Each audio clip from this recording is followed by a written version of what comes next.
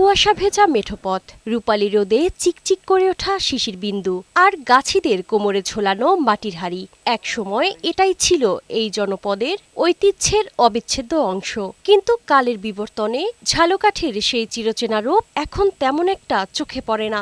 অযত্ন আর গাছ কাটার মহোৎসবে প্রকৃতি থেকে নির্বাসিত হচ্ছে এই মধুবৃক্ষ। বর্তমানে খেজুর গাছের সংখ্যা আশঙ্কাজনকভাবে কমে যাওয়ায় অধিকাংশ গাছই ছেড়েছেন তাদের পেশা। কয়েক বছর আগেও এ অঞ্চলের অধিকাংশ বাড়ি, ক্ষেতের আইল কিংবা রাস্তার দুই পাশে অসংখ্য খেজুর গাছ ছিল, কিন্তু অসচেতনতায় খেজুর গাছ আজ বিলুপ্তির পথে।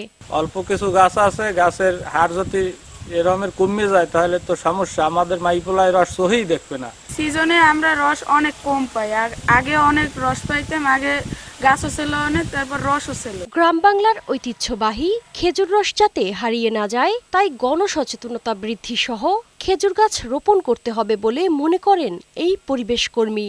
খেজুর, তাল, সুপুরি, নারকেল এগুলো কমে যাওয়ার কারণে আমাদের সামাজিক বা পরিবেশের দারুণ ক্ষতি হচ্ছে।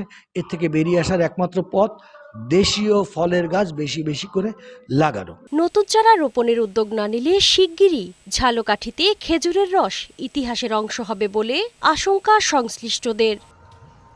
শারমিন রিমি, বৈশাখী সংবাদ।